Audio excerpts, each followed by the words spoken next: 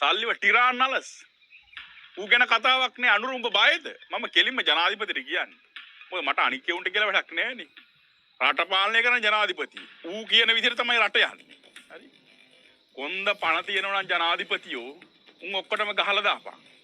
හරි. මහින්ද රාජපක්ෂ කියන ජඩයා. හරි.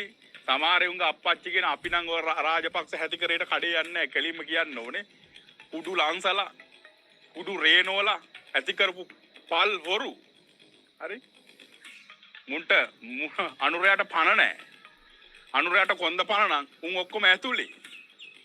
දැන් රටේ මිනිස්සු කලකිරලා තියෙන්නේ ඒක. අපි ලක්ෂ 69 හිටියේ. උන් කරන්නේ නැති හින්දා තොපිට බලය දුන්නේ. තොපිත් යන්නේ ඒ මග නම් අපි තොපෙන් අයින් වෙනවා. කිසිම එකෙක්ට ඡන්ද දෙන්නේ නැහැ. ලක්ෂ 23ක් ඡන්ද දුන්නේ නැහැ වගේ මම දෙන්නෙත් නැහැ මොකාටවත්. මිනිස්සු මම පිළිබඳව කලකිරලා ඉන්නේ මේ තොපිට කඩේ යන හින්දා. හරි? ඒ වෙන බලාපොරොත්තුවක් ඇතුව නෙමෙයි. රටේ අවශ්‍යම වෙලාවේදී අවශ්‍යම මොහොතේදී අපි තොපි වෙඩියෙන් පෙනී හිටියා. සිවුරු නැතුව පෙනී හිටියා. එහෙම තමයි රාජාංගනේ හාමුදුරුවෝ. උදව් කරනවා නම් තනි කකුලෙන් උදව් කරනවා. නැතිනම් නැහැ. හරි මේ රටේ ලක්ෂ 68ක් ජනතාව ඡන්දෙ දුන්නේ ලොකු බලාපොරොත්තුවක් ඇතුව. මහා දවාලේ පයින් ගහනවා. ඔබට කොන්දක් තියෙනවා නම් ඔය ටිරාන්නලස් කියන ජඩය දැන්වත් ඇතුළට දාපල්ලා. ඔන්න ඕකුංග මරලා දාපල්ලා. දේශබන්දු තෙන්නකෝට. මූ වෙනුවෙන් ආමුදුරුගොල්ලෝ මේ රටේ. හරි? මහලොකු මට ඉතින් හොඳ කුණුහරුප එන්නේ පොලිස්පති. හරි? මූ තමයි මහලොකු බෞද්ධයෝ. අටපිරිකරක් උස්සගෙන ගිහිල්ලා කුඩු සල්ලි වලින් කීයක් හරි දීපුවාම මේ රටේ මහා නායකලට ආමුදුරුගොල්ලන්ට අන්න නියමයි. නියම බෞද්ධයා. රේනෝ සිල්වා යනවා කුඩු විකුණලා සල්ලි අරගෙන පන්සල් වලට ඌ සිද්ධාර්ථලු. මරු. හරි?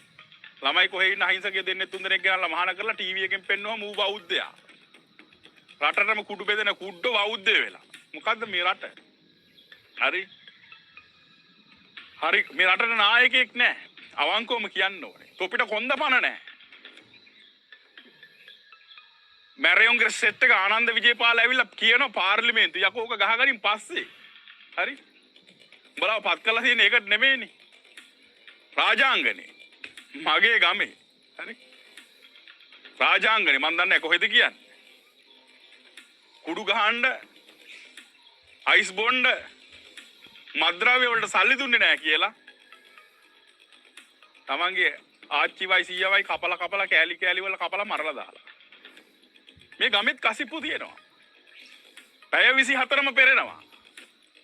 නිකම් බලගේ කයිවාරු වැඩක් නැහැ. හරිද? වැඩ කරපල්ලා වැඩ. මම ඉන්නේ මගේ රටේ මිනිසුත් එක්ක. පක්ෂයක් එක්ක නෙමෙයි.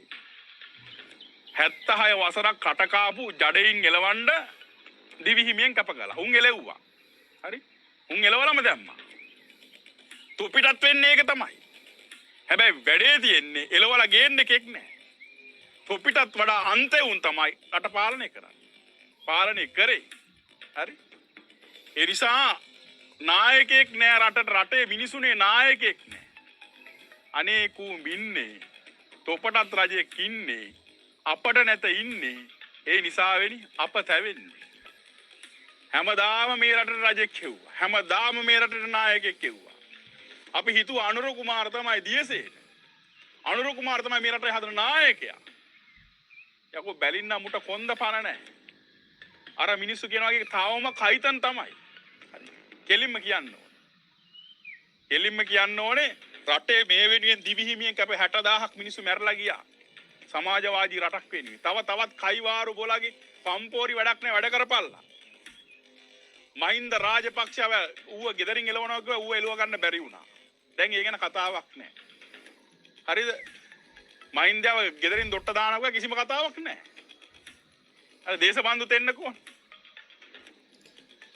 ඌ අල්ල ගන්න බැරි වුණා. දන්නවා. ඇල්ලුවේ නැහැ. පණ නැහැ. ගිහින් බාර වුණා. හයේසිකා ටීචර්. නීතිඥයෝ 25ක් එක්ක ඇවිල්ලා ඒ ගෑණි බාර වෙනවා. හැබැයි රාජාංගනේ හාමුදුරුවෝ පන්සලටම ඇවිල්ලා කුදලගෙන යනවා. අපිට කවුරුත් නැහනේ.